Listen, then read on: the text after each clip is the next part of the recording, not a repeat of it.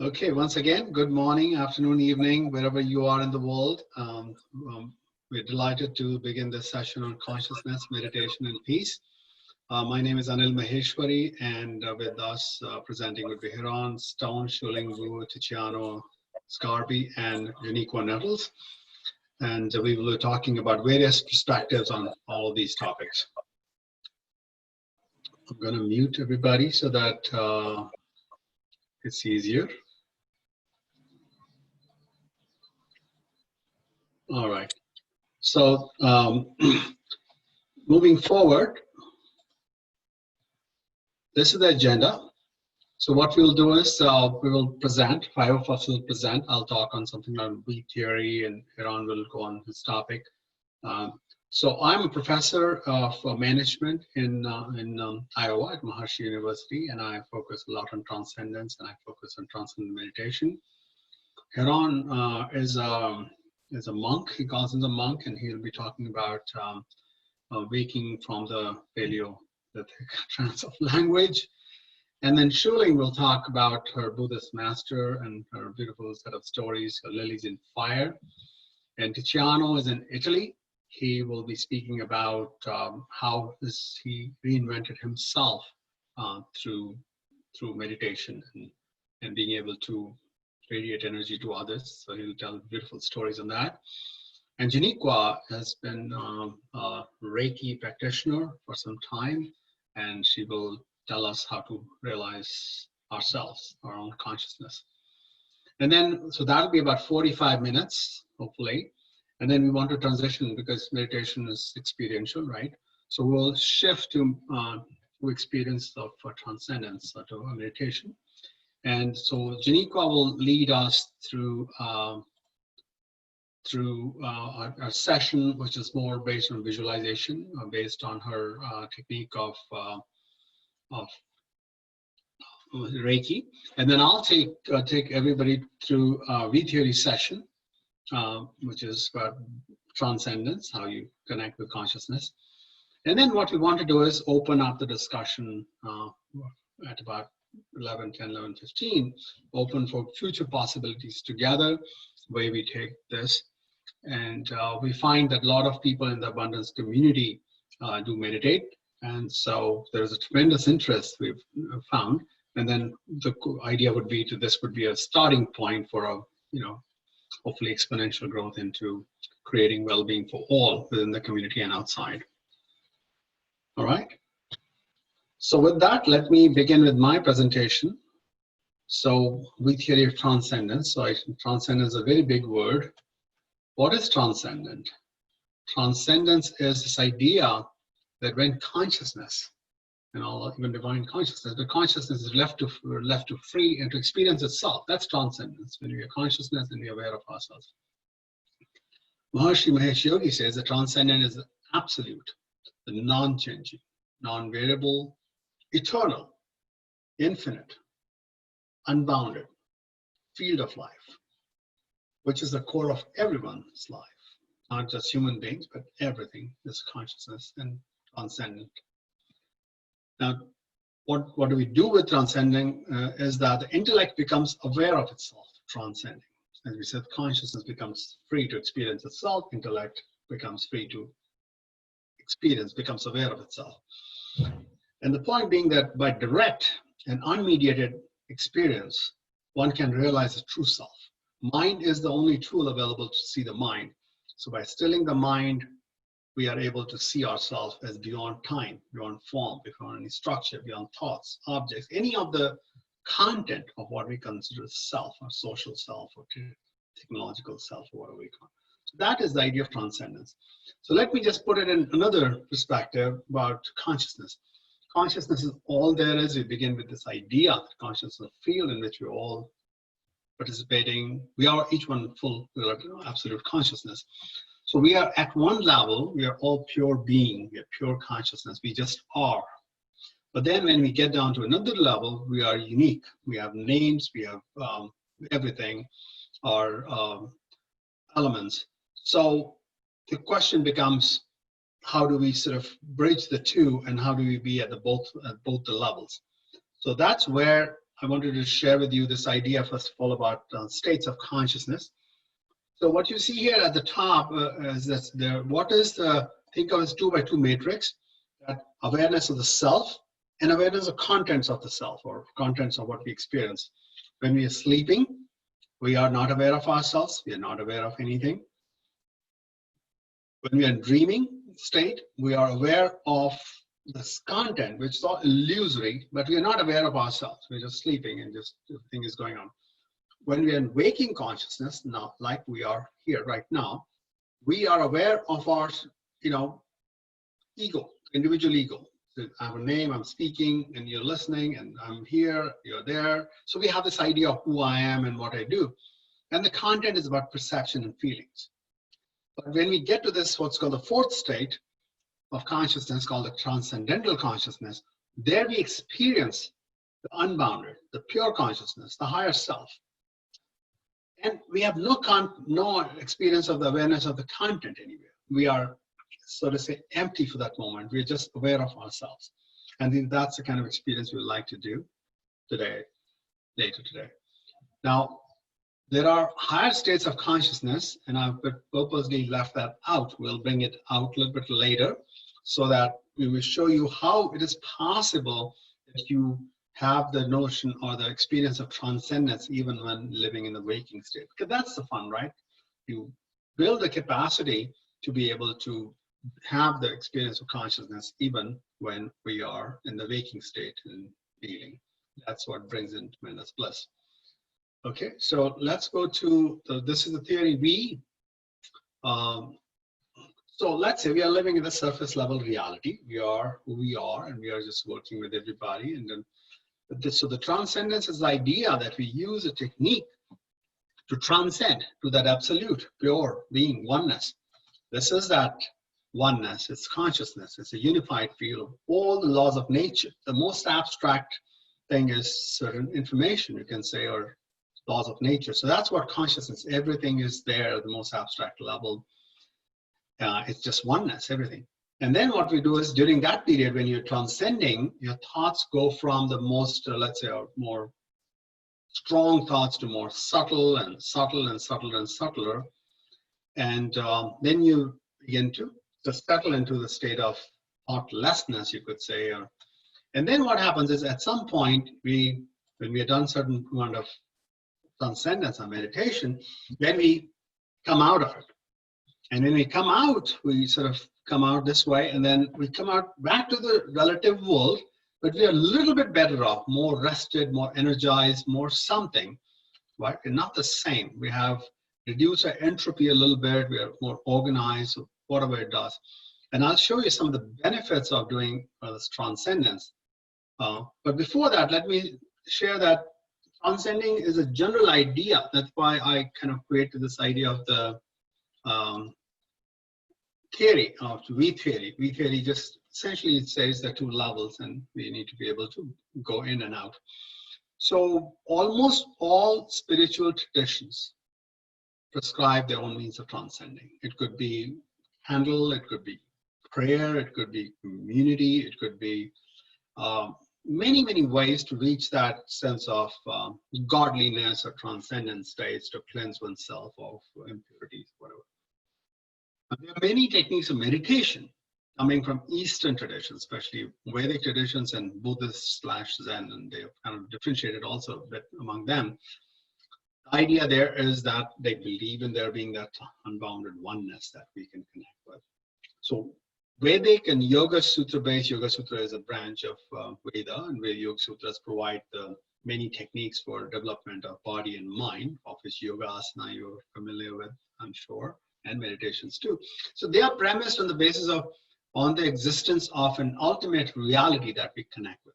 And transcendental meditation is one is the meditation which uses a mantra or sound, or it's a sound, it's a Vedic sound, it's sort of a certain sound which helps to transcend. It has no meaning per se, right? So because our body is a vibrant being, the right vibration comes. So we don't call it a word as much as it's a sound. So some of the benefits of doing transcendental meditation, this is if there's only one chart I want to show about the benefits, I like to show this one. It was research done quite long ago at Stanford University, and they found that stress levels go down significantly when compared to even other meditation techniques or maybe other cognitive techniques. So this is one thing, and this Norman Rosenthal, he's also written a lot of books about stress and management, etc. He's a practicing psychiatrist. He said no other stress management technique has anything close to this amount of hard data. In other words, at least this technique, which we practice at our university, has a lot of data. And I'm sure mindfulness has huge growth in research, and every technique can have different benefits. Just to complete some sense of, give you some flavor of the benefits. Our practice of meditation, especially transcendental meditation, has been shown to reduce stress, anxiety, bring inner peace and awareness and enlightenment. Physiologically, cardiovascular benefits are very strong and clear. They've been recognized now by American Medical Association. So doctors can prescribe transcendental meditation to patients of high blood pressure, etc. Neurological benefits is, your brain gets more coherent, and you can experience what we call brain integration. All the brain parts of the brain fire together. You can experience greater creativity because of that, great clarity of mind, etc. You experience overall better health, and even epigenetics, which is if you have genes which are good or bad, they can be turned up or turned down, right? Epigenetics is that genes can be moderated. And then benefits are there, the business level, different, better leadership, creativity, holistic thinking. So in all these ways, you can develop in the individual and the workplace level, and reduce healthcare costs. But the most exciting thing for me is this idea on the right side. It's about peace, super radiance. So there's exponential coherence from people meditating together. So if one person is meditating, you're getting the benefit of what's us meditating. But if it's 100 people meditating, then each one is getting benefit of 100 people's radiance. And the group's effect is equivalent to 10,000, which is 100 times 100. So essentially, even if 1% of people meditate together, that'll create coherence tremendously. But with the technologies of TM cities, we have shown that even square root of 1% of the people population, if meditate together, it can create coherence, significant coherence. And I'll just show you one chart where we experienced lowered rates of violence in many, many locations, proactively. So here is one chart from research done published just in 2016, 2017, 2018. This is summary of the effects of US with just square root of 1% of people meditating together. And see, this is you see in each of this, you see 6 graphs, right? In the first one, for example, decreased homicide rate. This is from 2003 to 2007, which is the base rate. The crime was growing a little bit. This is public data, government data, federal data. And then when our meditating group became large, the numbers began to go down. And you see in almost every indicator, fatality for violent crime rate, fatality in road accidents. So this trend was going up like this, and then it just became more steady. Infant mortality rate fell down, and drug-related accidents fell down. Mortal fatalities rate go down. So this was not perfect. It's not like ongoing trend being caused by anything else. In fact, later research has shown that after our numbers fell, actually these things immediately went going up.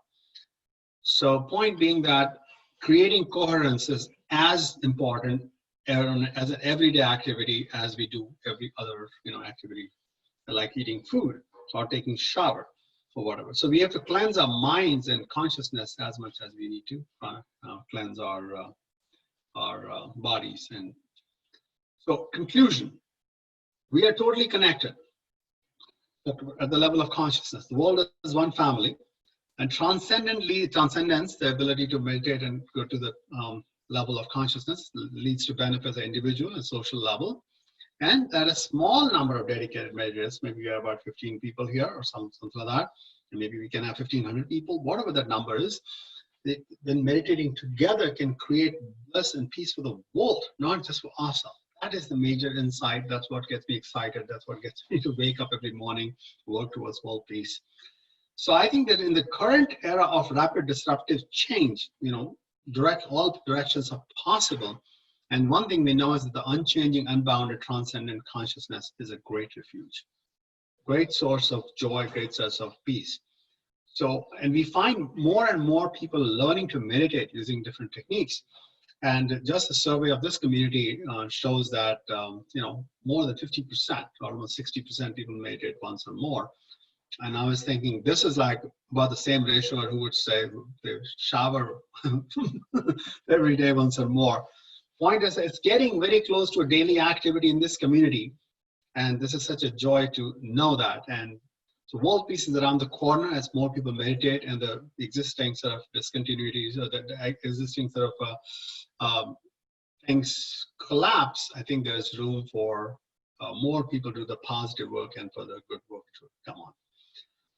So that was for me, and I'll come back later when I will run for you an experience of transcendence. Now, so thank you very much. And then we'll go to the next, and in this order, we'll have Heron going, then Xuling, Ticiano, and Janiqua, and then we'll come back to the thing.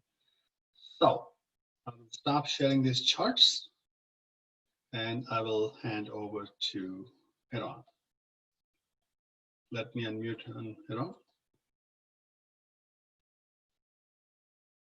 I'm not able to unmute you. Okay. Okay, you can hear me now? Yes, we can hear you. Okay. Well, thank you. You know, 10 minutes isn't even enough time for me to confuse you properly. So what I've decided to do is to just sort of throw out some shotgun blasts of related concepts that I hope will attract your attention and, you know, and provoke some thought.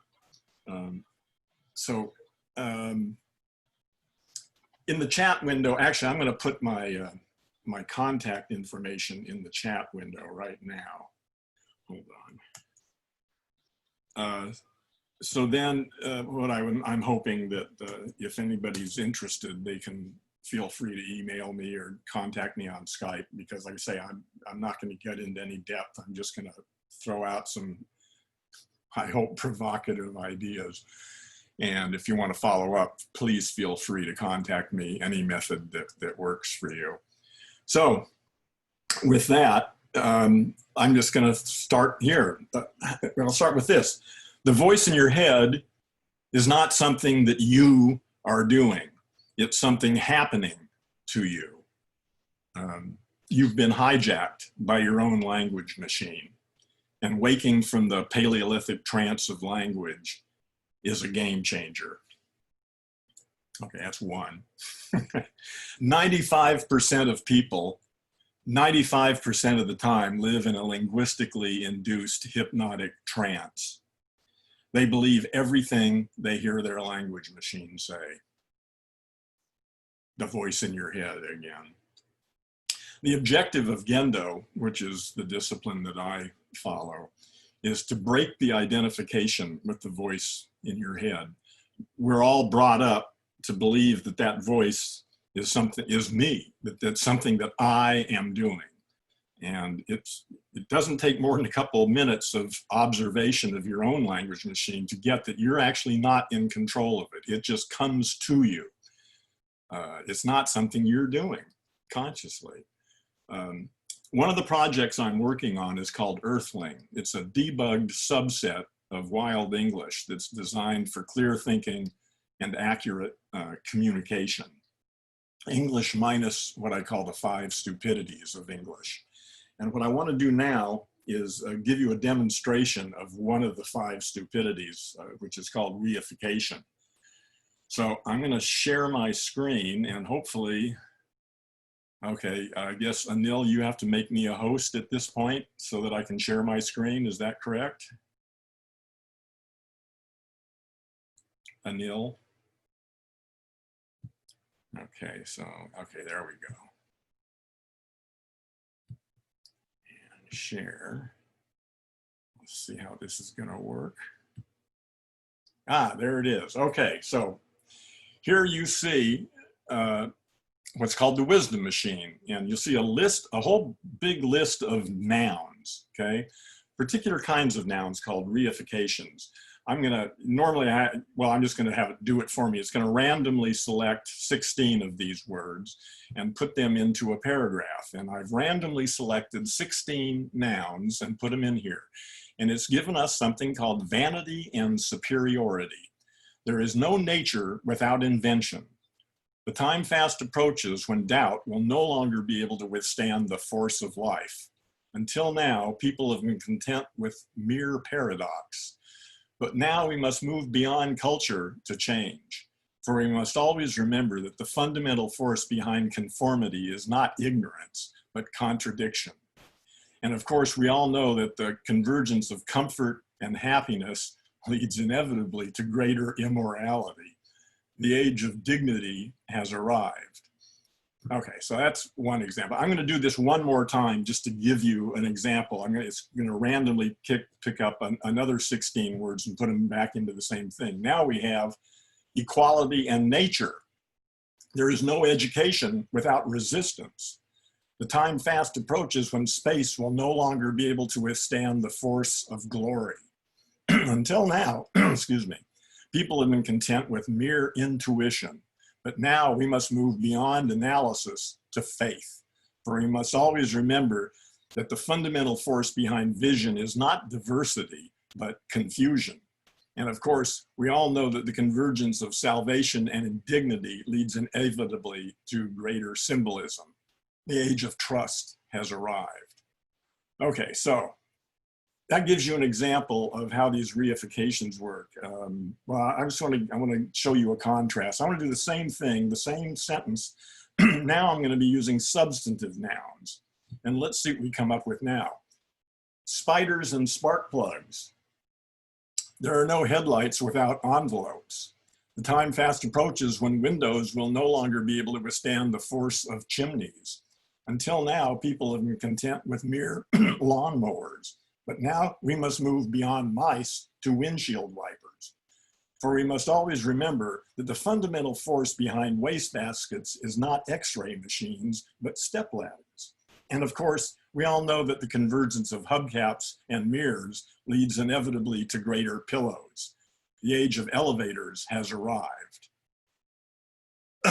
Okay, so what's going on there?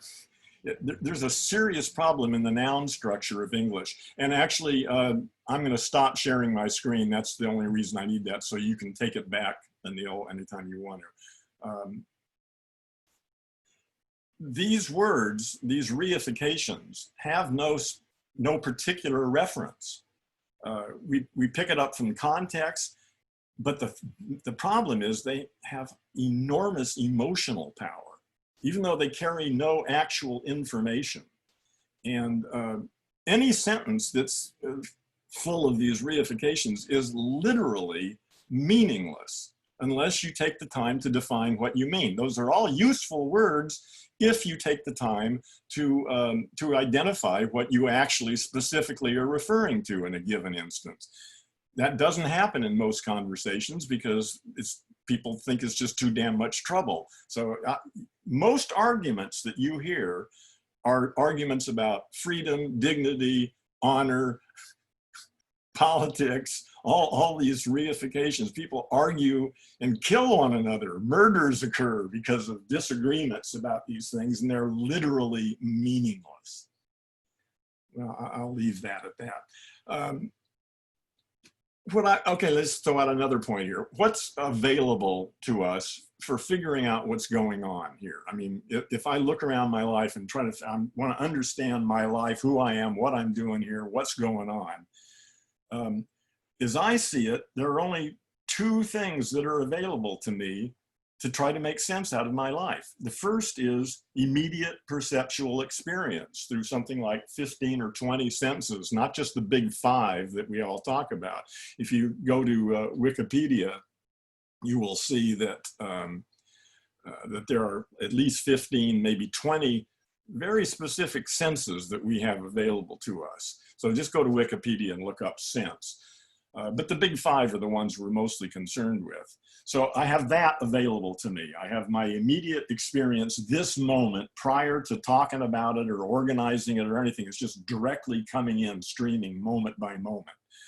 In addition to that, I've got the stories that I have inherited and been programmed with to try to make some sense out of that stream of sensory data. So that's it. I don't see that there is anything else. The very idea, the word reality, is a story to make sense out of my experience. It says, well, you know, there really is a floor underneath me and all this stuff out there in the stars, there's space and all that stuff's real and it's there and I'm just perceiving it. Well, that's the story. I mean, I have dreams every night and I don't feel any need to lend any substantiveness, if that's a word, to that. It's an experience I have, but none of that is real, whatever the word real means. So it's, you know, reality is not a bad story, but it's a story, that's it. And of course it gets a little more complicated because we do have stories about our stories and stories about our stories. So it gets pretty crazy at times. Okay, I have 1 minute. What else do I want to throw out here? Well, okay, I'm expecting an outbreak of enlightenment on this planet in the next 20 to 30 years. I think it's coming. We're waking from the trance of language. We have been under the spell of the voice in our head since the Paleolithic. People are waking up. It started a couple thousand years ago, but today there are probably millions of people on this planet who are as enlightened as Buddha or anybody else ever was. And that's not quite enough yet. We need a critical mass, but I expect that critical mass to show up in the next couple decades. Earth is a living organism bordering on self-consciousness. We are the neurons in the nervous system of planet Earth. And I guess I'll leave it at that. I must have taken up my 10 minutes. So please, contact me if you'd like to pursue this and talk a little bit about it, because I could go for 10 hours without any problem. Yeah. So I think you have shown that with a few good words, you can just spin stories every which way. Yes. Wonderful. Thank you. Easy. Thank you. So our next presenter would be Xuling WuLearn, and she's in LA, and her title is Lilies in Fire. So take it away, Xuling.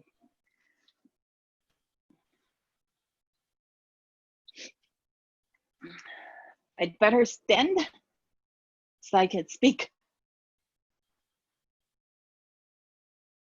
Fire gives life. Fire destroys life. Fire melts metal before making it still strong. If we compare fire to trials and tribulations in our lives, what does that fire make us? Anil, thank you very much for organizing this webinar. And I'm so happy to surround myself with this enlightening audience. I'd also like to dedicate this speech to honor my late spiritual teacher, Amy Wan. In Chinese culture, it's disrespectful to address your teacher by her name. So I'll refer to her as 师父, which means master in English. I began my speech with observations about fire because if I can summarize my spiritual teacher's teaching with one analogy, it will be lilies in fire. My 师父 followed the teaching of Huineng, the sixth patriarch of Chinese Zen Buddhism. Some of you may know that Huineng was illiterate, and he advocated a radical approach to enlightenment, awakening to our true nature without sitting still in meditation or accumulating knowledge. Our true nature is like this bright mirror. Why bother dusting the stand? We simply practice wisdom, which is the knowledge of our true nature, and act accordingly. The irony is, after Huineng passed in the 8th century, a lot of scholars, Buddhists or not, have written elaborately about Huineng's teaching. So much so that their writings are so confusing that nobody truly understands Huineng's teaching anymore. When I met my Shifu 10 years ago, to me, Zen means a lot of thinking alone in peace and quiet. No, my Shifu was firm but smiling. I call meditation in peace and quiet water lilies. They're good. But what happens to water lilies if you throw them in a fire? A fire of jealousy, a fire of anger, a fire of frustration, a fire of financial trouble. The water lilies will become ashes. That's why we practice becoming fire lilies. We face those fires heads on. We solve the problems at their root using wisdom. So the stronger the fire, the brighter we become. Now, before your mind wanders away, starting to imagine my Shifu as a nun in a secluded monastery, or this little wrinkled humanoid called Yoda, my Shifu was a tall, big, and beautiful woman in her 50s. 3 things that she enjoyed: good company, good food, and good laughs. Shifu was always giving, and she never asked anything in return. The most precious gift that I received from her was those Dhamma words, the words of wisdom that she tailored for each disciple so that we can recognize our own path to enlightenment. My Dhamma words are compassion, empathy, joy, and non-attachment. Actually, joy was the first Dhamma word that I received when I was clinically depressed. My Shifu said, "You may not believe this, but joy is your true nature. Smile next time when you feel like crying, and you will see your fate change right in front of you." Depression is a long fire lane, but my Shifu taught me how to come up with hilarious comebacks to depressing thoughts. Gradually, I smiled more and more, and my life became easier. Now, some of my friends call me pistachio. If you're nuts, you'd better be a crack happy one. Compassion and empathy are easy to understand, though hard to put into practice. The meaning of non-attachment was elusive to me until my last meeting with my teacher. It was a cold night in December. Shifu was diagnosed with an aggressive cancer back in June or July. A month later, she came back to us. So excited. I have good news to share. I passed the ultimate test of life and death. I'm going to teach you the Diamond Sutra, one of the most important Buddhist scriptures. In the next 3 months, she remained cheerful as usual, and she always talked about how joyful she was for passing this test.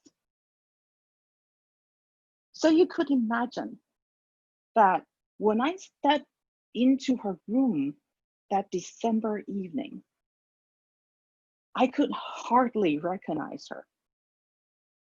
Remember that she was a foodie, but she was reduced to skeleton. I could count the number of her cheekbones. Why, Shifu? And you said you passed the test. She closed her eyes to summon some strength. And when she opened her eyes again, she was smiling. Oh, my silly child. That's not what I meant.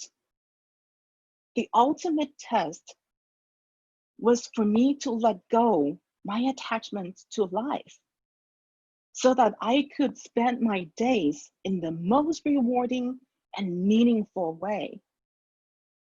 I was so happy to have all of you around so that you could learn the Buddhist ways. The memory of that moment was sealed off for many years until Anil asked me to give this presentation. If you cry for I'm gone, you haven't seen her true nature. My Shifu commanded when I left her house. So today, I'm going to re-gift the most precious gift I've received from her.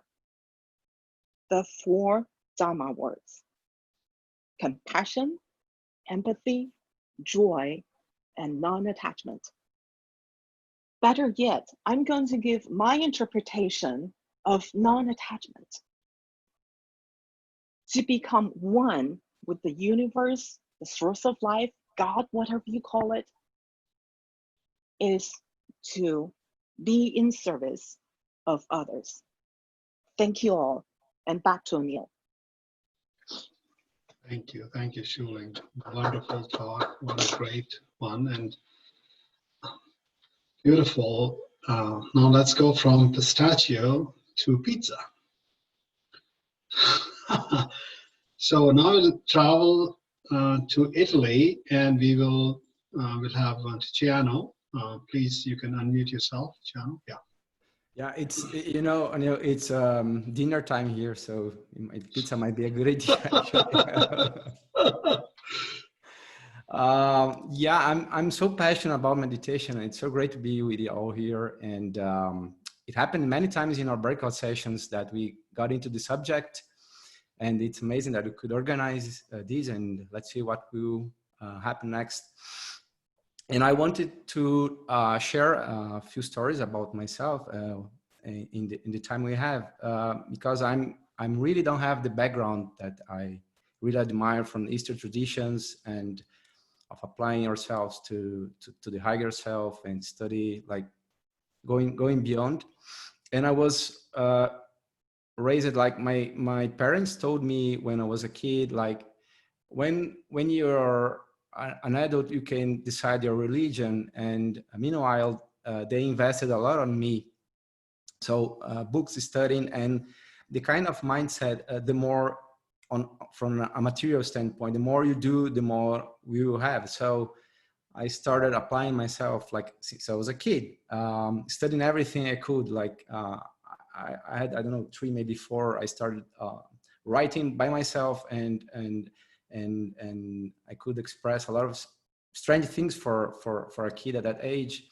And so I kept going and learning and playing with the encyclopedias. At the time, we didn't have PCs, and I got very linear mindset, you know, and very smart in a way, because like the kind of, you do a question and you have the answer. That was kind of me. And I was following in what I later realized to be a strong dualism. And I was relying pretty much on my five senses and ignoring all the rest that I would just discover much later. And I started coding, also on COBOL at the time, on the 80s. I had 8 years old by then. And I went very good through school, high school and university. I graduated in law, and I could say I had a pretty much successful life from an advertisement standpoint that far. And then I started become arrogant when I look back right now, like ignoring, and what I call, I became an atheist activist, because I mean, I was the kind of guy, like we have a lot of fanatics nowadays, we can see easily then all around us. And I was one of them, like with religion and this about spiritual, about energy. I mean, I could just rely on matter in a good way. But anyway, nothing, I used to say everything that exists is right here, right now, and you can touch it.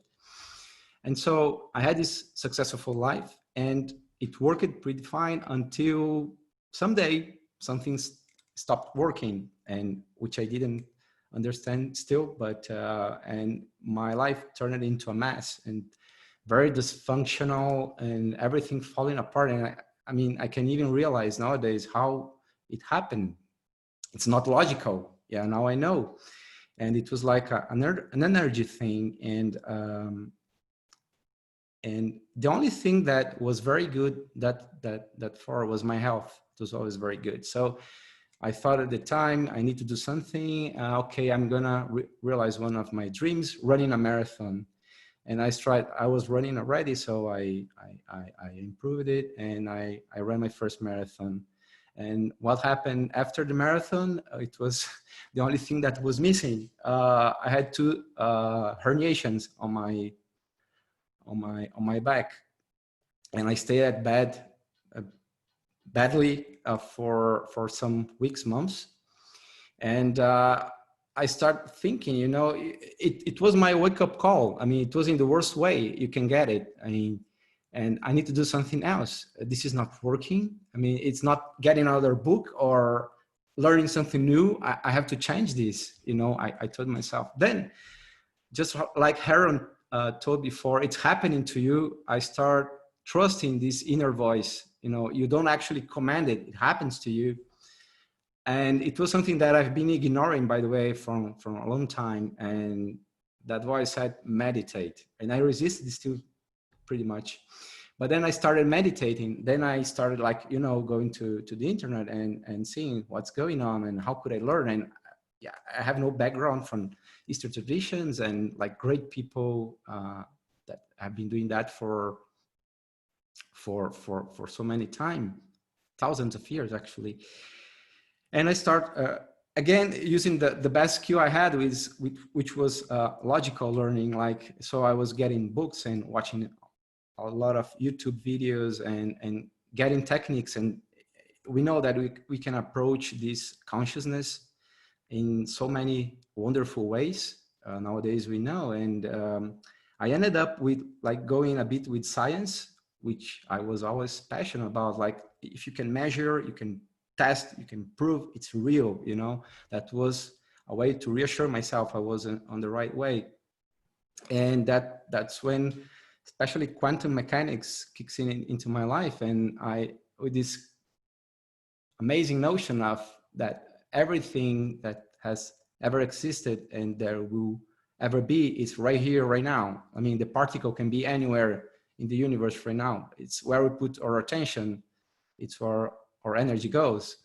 And so I started meditating. I started by myself, and I decided today I'm gonna start. And I started with some trance music and trying to go somewhere, and it was not working. Then I improved it from day to day with a lot of discipline. And of course, then I think when we help ourselves, the universe gives a hand to you as well. Then I start finding people from out of the blue, that could give me tips on how to improve this and that. And then I started creating a different self for myself.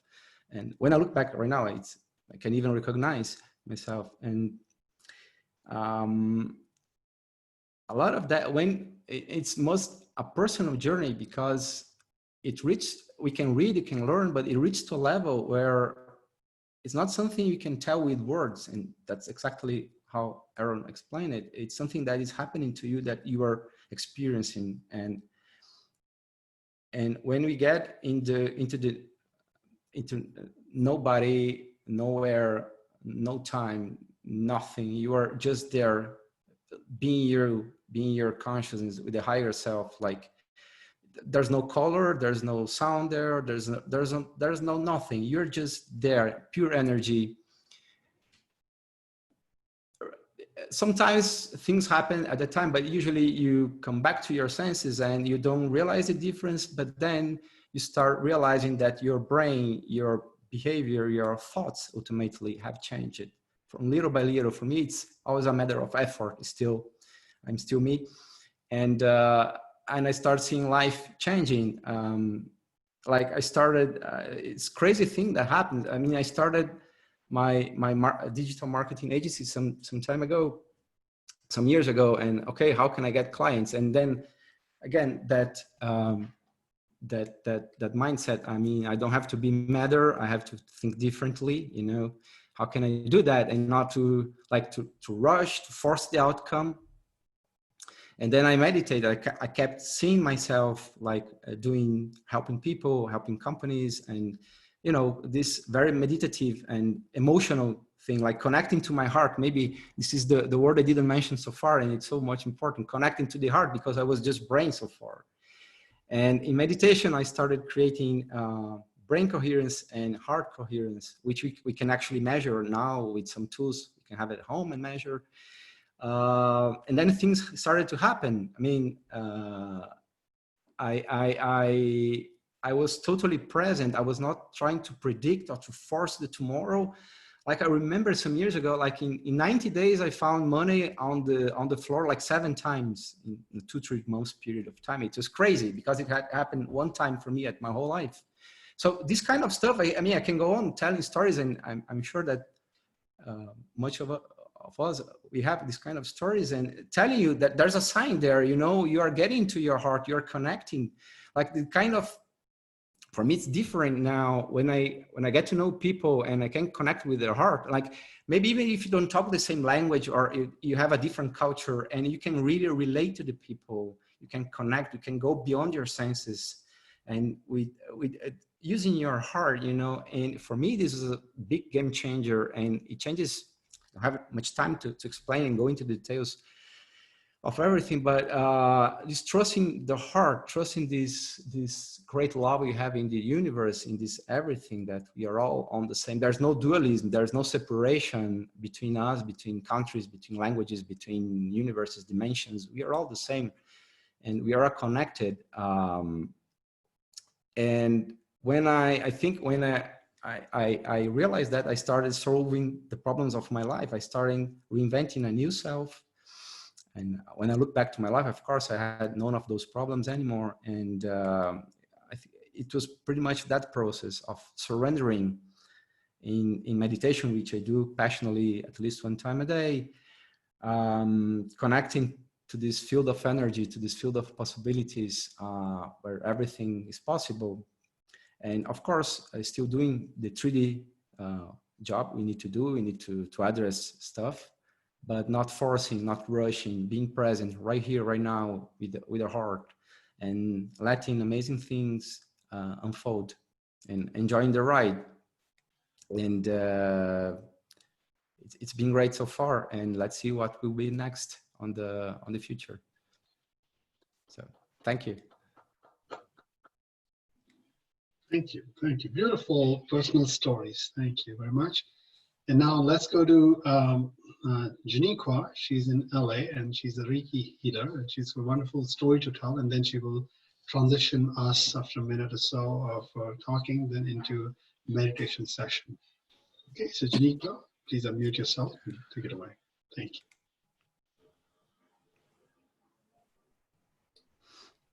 Hello, everyone. My name is Janiqua, and I've been practicing Reiki For a few years now, I decided to go into Reiki because I was curious about understanding more about my spirit and my soul. I was just on a journey to seek and understand more information, and I kind of stumbled upon Reiki. A friend of mine told me, "Oh, you should go for a healing session." And I went into the healing session, and it was phenomenal. I discovered so much about myself, about not only my physical body, but mental and my spiritual body. And I was very sensitive to the Reiki session. I could see, so to speak, the prana notice energy in the Reiki session. And I wanted to continue learning. So I went out and I got a Reiki master. And I began to learn and discover more about Reiki, because Reiki opened up my awareness to consciousness. And I started to discover that consciousness is so much deeper than Reiki, because Reiki is just the tool. It's the name of what we call healing through the hands. So you use the hands, and really it's the heart and the awareness of the methods that are practiced through Reiki. Reiki is all around us in actual truth. Reiki is just the title that the conduit uses in order to pass the energy that is the intelligent life force through the practitioner, and is received through the patient or the person receiving the treatment. Reiki can be done on an individual. It can be done on yourself. You can practice Reiki on your own body. And Reiki is something that is really just one of the 12 avenues of understanding energy healing. It is, to me, one of the easiest ways to dive into understanding where energy is transferred and how energy is transferred. And at the time when I was trying to discover more about Reiki, I was at a bit of a crossroads. I was transferring a lot. I was releasing my attachment to a job that I was wanting to get out of because it just wasn't serving my higher self or my heart any longer. And I was just going through a huge transformation, and I was seeking and wanting to discover more and really just find out more about what it all meant. And that led me to discover that consciousness is truly infinite. It is amazing because of the fact that it is something that can reach all people. You do not need a language to understand consciousness. You do not need any particular thing to understand consciousness. Consciousness is of the body, of the mind, of the spirit. And consciousness also goes into understanding the brain. And I feel like understanding the neurological factors of consciousness leads you into understanding so much more about the soul, because they say that the seat of the soul is in the pineal gland. And I believe that the seat of the soul is really all around us, but in a individual sense, it could very much lie in the brain. And in the four lobes, if you take a closer look or just imagine, think about the four different lobes of the brain, you have the temporal lobe, the occipital lobe, the parietal lobe, and you have the frontal lobe. And the parietal lobe is interesting because that is where you are able to connect your senses to the body. And in Reiki, you have to be aware of your senses in the body. Otherwise, you're not able to fully deliver, or I would say practice a Reiki session. So understanding a little bit more about the somasensory area of the parietal lobe, you get a sense of the soul being attached to multiple parts of the brain and understanding multiple parts of the self, of the higher self, of the super ego, and so forth. And I feel like understanding the brain really leads you into a sense of logical understanding of consciousness and how you can blend the two of understanding consciousness on a spiritual level and consciousness on a more practical, mathematical, scientific level. And I believe that the more you are aware of the two, of science and of the spirit, you're able to explore and discover so much more. I felt like consciousness led me into a state of really wanting to seek and explore consciousness so much deeper, so much so that I based my entire company on consciousness. It is called Consciousness Technologies, which is all about understanding meditation through the brainwaves. And I'd like to take you through a quick step-by-step awareness of understanding how visualization through the brain, interpreting where your consciousness is, and a quick awareness point of the same 7 main chakras.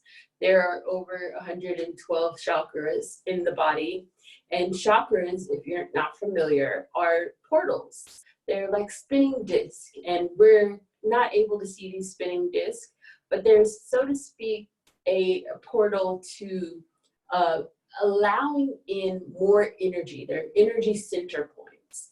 And these points, if activated properly, can lead you into a higher state of consciousness, balancing homeostasis in your body, of the mind. And what I find to be really, really interesting is that meditation is like a gateway to combining science with consciousness, because when you're able to tap into higher states of meditation, or allowing yourself to reach meditation at a base of at least alpha, you're able to explore more of the body's healthiest states of being, to give your body the exploration of the soul. They say that 1 in 10 people are able to maintain the alpha state of brainwave, which is the relaxation state of the brain, on a natural level. And that is kind of alarming if you think about it. If the majority of people are on a quote unquote unconscious state of being in beta on a day-to-day basis and not able to tap into alpha regularly, there's a heavy need for understanding our brainwaves so that we can elevate our soul, elevate our consciousness, and elevate ourselves. I think that consciousness is a form of communication to the soul of within yourself, and is a form of communication with other people. If someone is of a higher state of quote unquote brainwave capabilities, being able to tap into gamma, you are able to reach a higher state of consciousness that allows you to reach higher states of spiritual capabilities. And not too many people can tap into gamma. Not too many people can tap into different states of consciousness. But understanding the different forms of consciousness awareness allows you to go deeper, not only into the soul, but into the healing of your body. You can heal your body through meditation. And I find that to be amazingly beautiful because of the fact that we have all the tools that we need. If you have a neurological disorder, you can pretty much heal any neurological disorder if you are able to meditate properly. And I think that's something that is astounding, because being able to transfer your neurons and your body's healing modalities through meditation is extraordinary.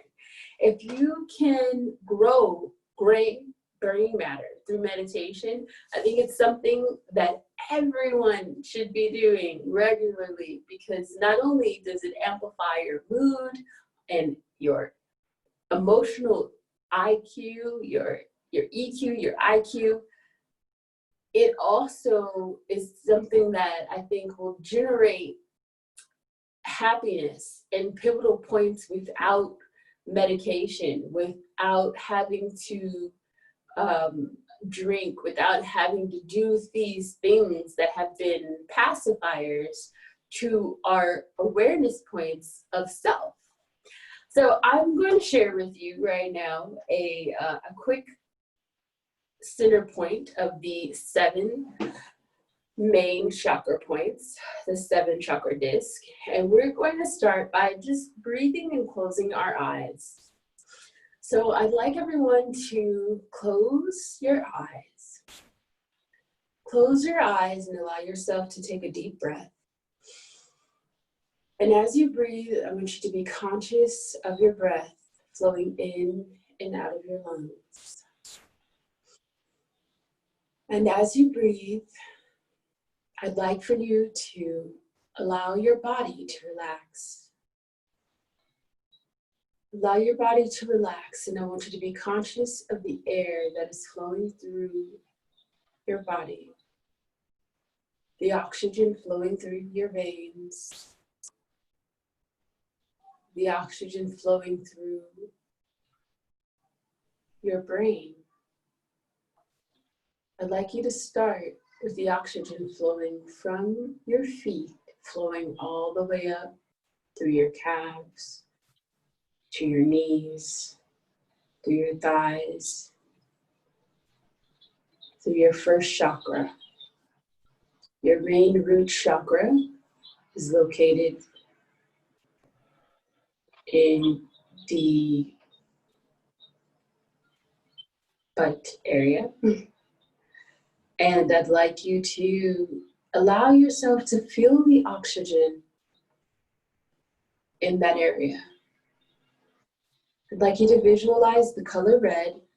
And as you're visualizing the color red, I'd like you to think of air flowing in your body. And visualize the space in between your body. I'd like you to visualize the space in between the air that is outside your body and inside your body.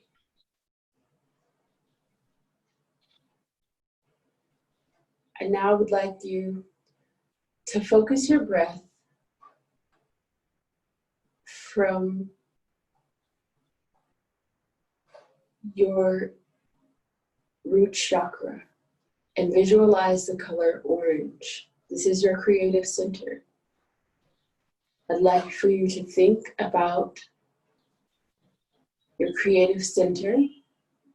This is your creative portion of your mind, body, spirit, soul. These are your sexual organs. These are also the organs that allow you to induce more creative flow. And as you visualize the color orange, I'd like you to take your breath and allow it to go up just above the navel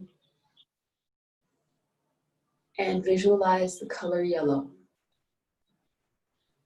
The color yellow is attached to the ego. This is a point that allows yourself to be consciously aware of how you project yourself. Your projection of self comes in vast abilities. Your perception of self can be anything that is displayed to the outside world. It is the environment's perception of you and your perception of yourself intertwined. And I'd like you to take that breath up from the solar plexus and carry that breath into your chest, the most balanced chakra, which is green. Visualize the color green. And as you are in your heart chakra, I'd like you to feel the air, feel the breath inside of your lungs. And I'd like you to visualize the color green all around you. And as you're visualizing the color green, I'd like you to think of the air that is outside of your body, outside of your skin. Feel the air that is inside of your body. And as that air is carried up through you, I'd like you to take that breath and that awareness, that conscious awareness, to your throat chakra. And I'd like you to visualize the color blue. And as you visualize the color blue, I'd like you to think about that blue expanding your throat outwardly, wide. As you breathe, I'd like you to move your diaphragm outward, pushing your belly out, expanding out. And as you inhale, I'd like you to expand upward through your crown chakra, your head, the top of your head. And I'd like you to take that breath and carry that breath from your throat chakra up into your brain, thinking about the third eye, thinking about where you keep your higher connection to self. And that color is purple. I'd like you to think of the color purple. You could think of velvet, you could think of any shade of purple. And I'd like you to think of the breath that you are taking, expanding your awareness of your head.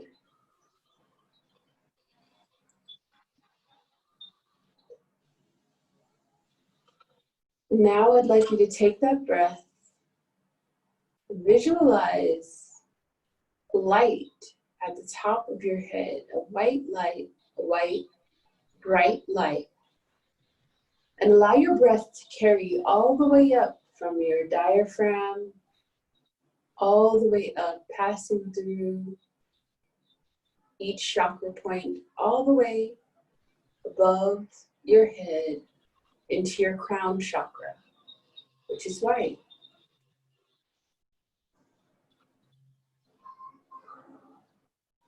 And now that you're aware of where your chakra points are located, I'd like for you to think of the color black. And as you visualize the color black, I want you to think of a familiar place. I want to take you to a familiar place, your room. It could be your living room or your bedroom, whichever point and place that's most familiar for you to visualize. And if it's easier for you to visualize this room at night, visualize it at night. If it's easier for you to visualize this room during the day, I would like for you to visualize this room during the day. And I'd like you to pick a wall in this room. And as you're in your room, I'd like you to look at the wall and notice the color of the wall. And as you're looking at the wall, I'd like you to visualize yourself standing in front of the wall. And as you are standing in front of the wall, I'd like you to see the color of the wall as red. And as you see the color red, I want you to notice the room. Notice the feeling of the room red. Does that change your perception of the room if it's red with this wall? How do you feel about the color red in the room? How do you feel about the items in the room? Are there more vivid items in the room? Are you noticing your items as brightly colored? Are these items less noticeable because the room has a red wall? I'd like you to notice yourself. Notice your arms, notice your body, and notice the way you feel with the room wall being red.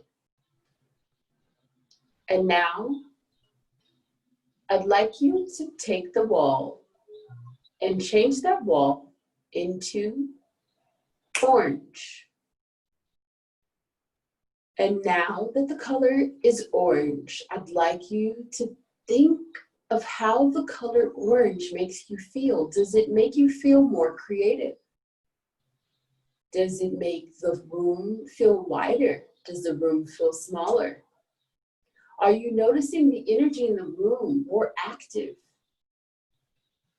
Are you noticing the items in the room more because the wall is orange?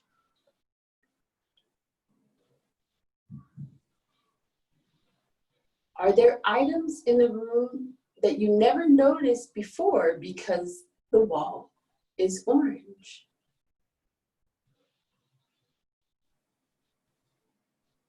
Do you feel happier because the wall is orange? Do you feel any change in your awareness because the wall is orange? And now I'd like you to think of the wall being yellow.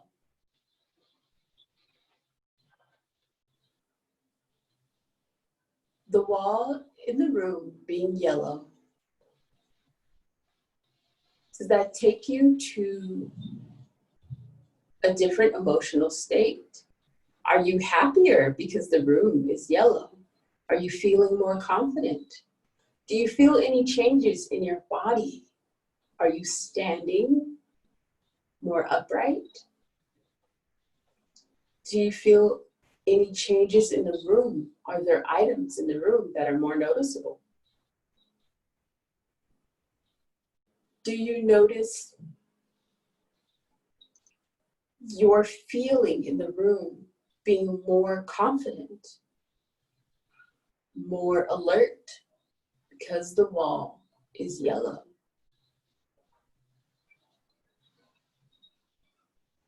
And now I would like you to visualize that wall being green. And as you are standing in front of the wall being green,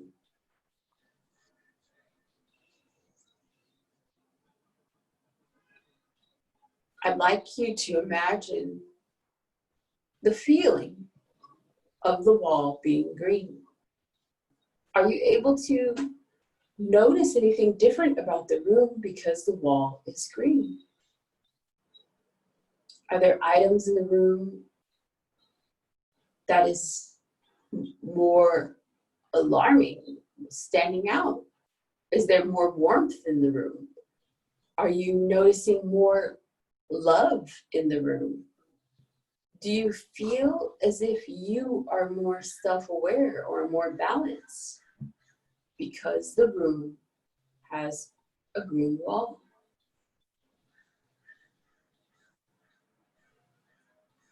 And as you are standing in front of the room with the green wall,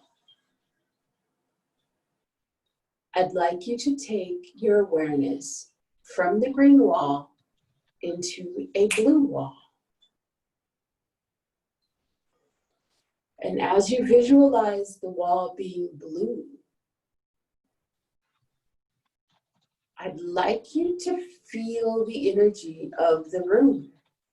Are you noticing that things feel more truthful? Is blue a color of honesty? Are you feeling like you could speak your truth in this room? Is the blue bright? Is it aqua? Is it marine? What kind of blue is this blue? And does it make any of the items in the room more vibrant or less noticeable? Notice your body. How do you feel with the wall being blue?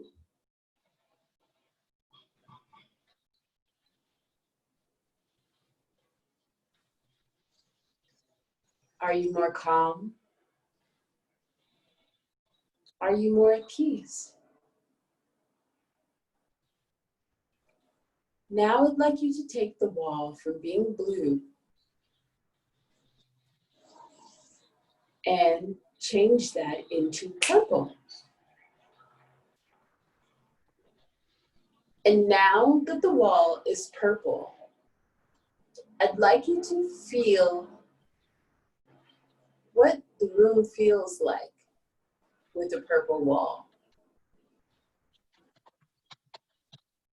Does this purple wall bring you joy? Is this purple wall more exciting? Is there items in the room that stick out now because the wall is purple? Did you notice that you have more purple items in your room because the wall is purple? Did you notice that you have no purple items in the room? And this is the first thing that is purple in your room. Are you noticing any energy in the room shifting? Are you happier? Does this enhance your breath? How is your breathing with the wall being purple?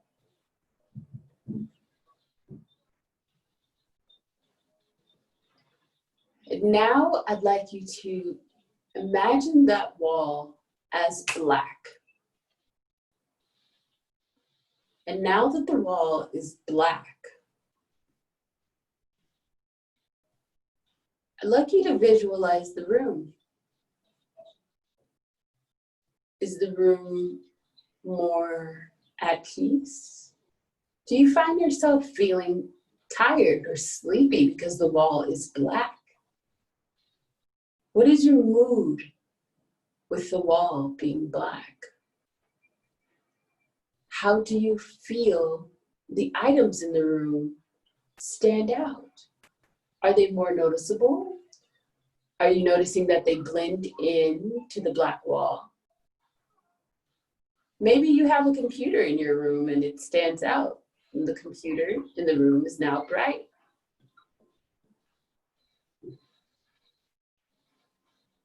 Think about your body and the feeling of the wall being black. And now, I'd like you to think about your emotional state. Do you feel like you're more aware of your emotions because of the wall being black? Does this take you into a happier state?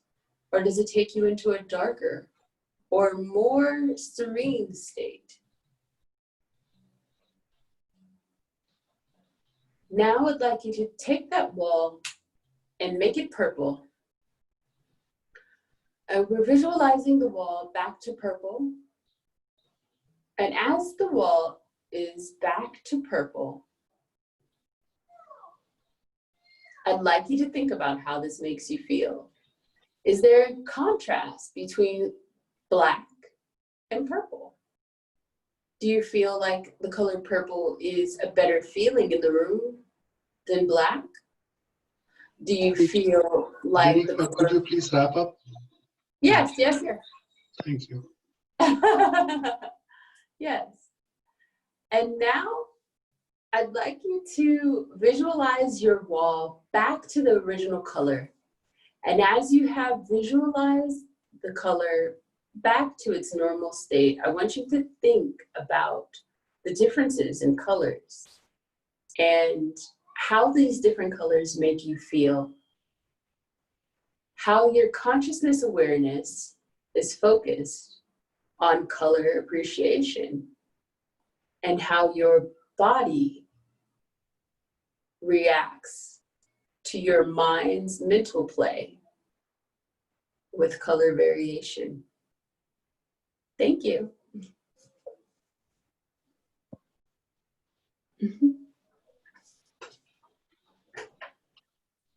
Thank you, Janiqua.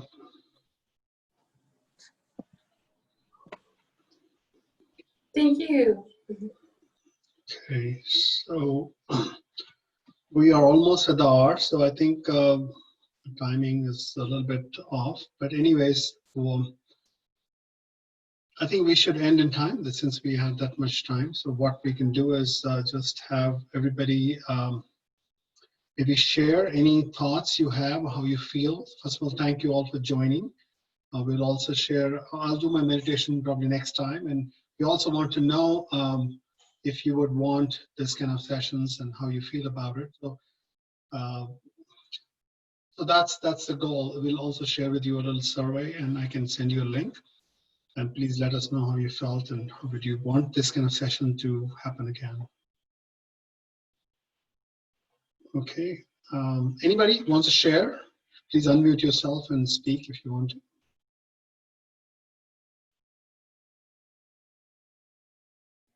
Well, I'd just like to invite anybody who wants to talk about the voice in their head to contact me on Skype or Facebook or email or anyway, and I'd be quite happy to discuss this stuff with anybody who's interested in talking about it. Thanks. Thank you, Dr. Anil. Thank you, Heron, and thank you everyone here present. Thank you, Janice. The process that Janice has did in India, we call it as the Kundalini awakening.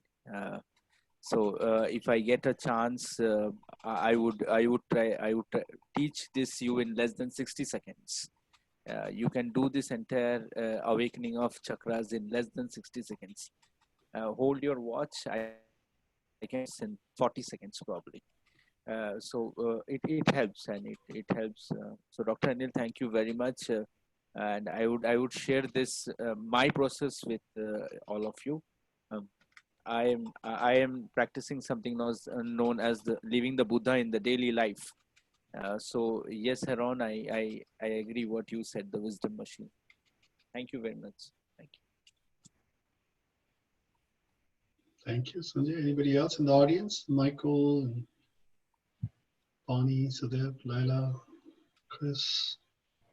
Thank you so much, guys, for the presentation and for the experience. That was really insightful. I had no expectations, but still got so many insights through your words and just some private messages as well. Just thank you so much. A lot of things just as a reminder to myself, and just a lot of new thoughts. Would love to connect with you and to talk about meditation and share my experience as well. We put a link in the survey or in the chat. If you could click on that and fill out the survey at some point in time, that'd be great. invite anybody else who wants to share your feelings, thoughts. Just great presentation. Great job, Anil, of putting it all together. It worked out really well. And I think that it illustrates that, like, it's cliche, but it's true. There's many ways to get to Rome. We're all sort of like, I think, trying to sort of get to the same place or space or discovery. And there's so many different, vital and real ways to get there. And it's very personal, the path that you take. So everyone's diverse here, which is great. Very nice. Thank you, Bonnie. Yeah. Chris, Lala, Sudip, Susan.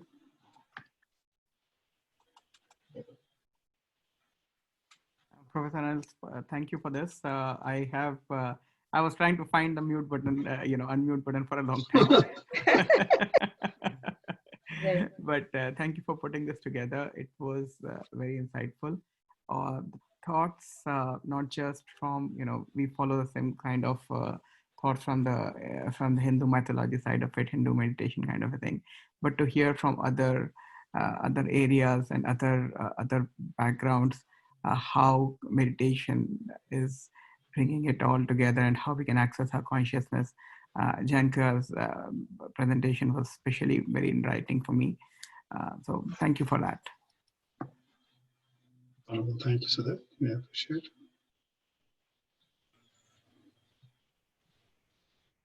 Susan, you are Xuling's friend. Any thoughts, comments?